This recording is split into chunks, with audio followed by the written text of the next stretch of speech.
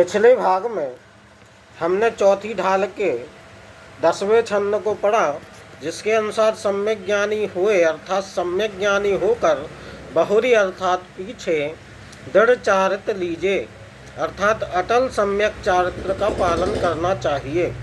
तसु अर्थात उसके एक देश अरु सकल देश अर्थात एक देश और सर्वदेश भेद कहीजे अर्थात भेद कहे गए हैं।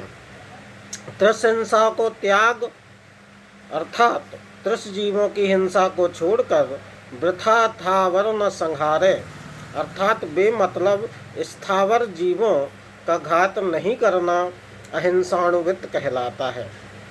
परवदकार कठोर निंद अर्थात दूसरों को दुखदायक कड़े और निंदा योग्य नहीं वचन बयन उच्चारें अर्थात वचन नहीं बोलना सत्याणुव्रत है।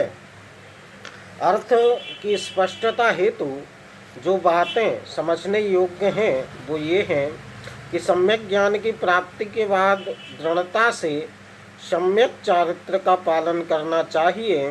हिंसादि पापों से निवृत्त होने को चारित्र कहते हैं, या अशुभ कार्यों से निवृत्त और शुभ कार्यों में प्रवृत्त होने को सम्यक चारित्र कहते हैं, जिसके दो भेद हैं।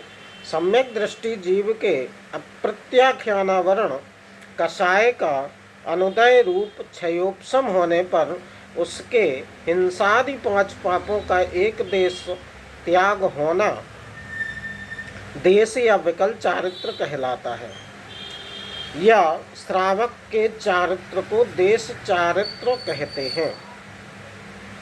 सम्यक दृष्टि जीव के प्रत्याख्यानावरण कषाय का क्षयोपशम होने पर उसके हिंसादि 5 पापों का सर्वदेश त्याग होना सकल चारित्र कहलाता है, या मुनियों के चरित्र को सकल चारित्र कहते हैं।